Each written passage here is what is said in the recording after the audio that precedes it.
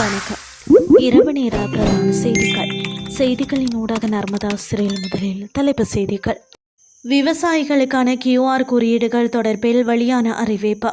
மின்சார கட்டண அதிகரிப்பு.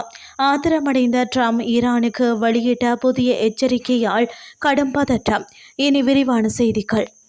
நாட்டில் விவசாயிகளுக்கு புதிய QR குறியீடு முறையை பயன்படுத்தி எதிர்காலத்தில் எரிபொருள் வழங்க நடவடிக்கை எடுக்கப்படும் என்று கமநல அபிவிருத்தி திணைக்களத்தின் ஆணையாளர் நாயகம் தம்மிக ரணதுங்க தெரிவித்துள்ளார். விவசாயம், மீன்வளம், சிவில் விமான போக்குவரத்து மற்றும் துறைமுகங்கள் ஆகிய துறைகளில் எதிர்கால நடவடிக்கைகளை தொடர்வது தொடர்பாக இன்று காலை அரசாங்க தகவல் திணைக்களத்தில் நடைபெற்ற செய்தியாளர் சந்திப்பில் பங்கேற்ற போது அவர் இந்த அறிக்கையை வெளியிட்டார். மேலும் தேவையான உரங்களை விவசாயிகள் விவசாய சேவை மையங்களிலிருந்து மட்டுமே பெற முடியும் என்றும் கமநல அபிவிருத்தி திணைக்கள ஆணையாளர் நாயகம் குறிப்பிட்டார். நடப்பாண்டின் 2ஆம் காலாண்டுக்கான மின்சார கட்டணத்தில் இன்று திருத்தம் மேற்கொள்ளப்பட்டுள்ளதாக பொது பயன்பாடுகள் ஆணைக்குழு சற்று முன்னர் அறிவித்துள்ளது. அதன்படி ஏப்ரல் 1ஆம் தேதி முதல் அமலாகும் வகையில் 30 அலகுகளுக்கு கீழ் 4.1%, 30 முதல் 60 அலகுகளுக்கு 6.9%, 61 முதல் 90 அலகுகளுக்கு 6.9%, 91 முதல் 180 அலகுகளுக்கு கீழ் 7.2%, 180 அலகுகளுக்கு மேல் 25% மின்சார கட்டணம் அதிகரிக்கப்பட உள்ளது.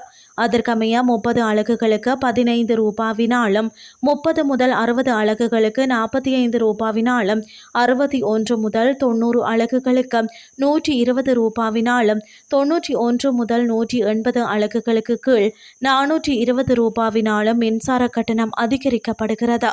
இனி வெளிநாட்டு செய்திகள். அமெரிக்காவுடன் ஈரான் ஒரு உடன்பாட்டிற்கு வராமலும் கோர்முஸ் நீரிணையை திறக்காமலும் இருந்தால் அந்நாட்டின் அனைத்து மின் நிலையங்கள் மற்றும் எண்ணெய் வளங்களை முழுமையாக அழித்து விடுவதாக அமெரிக்க ஜனாதிபதி டொனால்ட் ட்ரம்ப் தெரிவித்துள்ளார். தமது உத்தியோகபூர்வ ட்ரூத் சோசியல் கணக்கில் அவர் இது தொடர்பில் ஒரு பதிவை வெளியிட்டுள்ளார். அதில் மேலும் தெரிவிக்கப்பட்டுள்ளதாவது: ஈரானில் நமது இராணுவ நடவடிக்கைகளை முடிவுக்கு கொண்டு வருவதற்காக ஒரு புதிய மற்றும் மிகவும் நியாயமான ஆட்சியுடன் அமெரிக்கா தீவிர பேச்சுவார்த்தைகளில் ஈடுபட்டுள்ளதுடன் அவற்றில் பெரும் முன்னேற்றமும் ஏற்பட்டுள்ளது. ஆனால் ஏதேனும் காரணத்தால் விரைவில் ஒரு உடன்பாடு எட்டப்படாவிட்டால் மற்றும் கோர்முஸ் நீரிணை உடனடியாக வணிகத்திற்காக திறக்கப்படாவிட்டால் அமெரிக்கா தனது இராணுவ நடவடிக்கைகளை முடிக்கும் முன் ஈரானின் மின் உற்பத்தி நிலையங்கள், எண்ணெய் கிணறுகள் மற்றும் கார்க் தீவில் உள்ள முக்கிய வளங்களை முழுமையாக அழித்துவிடும். ஈரானின் எண்ணெயை அமெரிக்கா எடுத்துக்கொள்ளும் சாத்தியக்கூறு குறித்து நேற்றைய தினம் பேசியிருந்ததை தொடர்ந்து ட்ரம்பின் மேற்கண்ட எச்சரிக்கை வெளியாகியுள்ளது.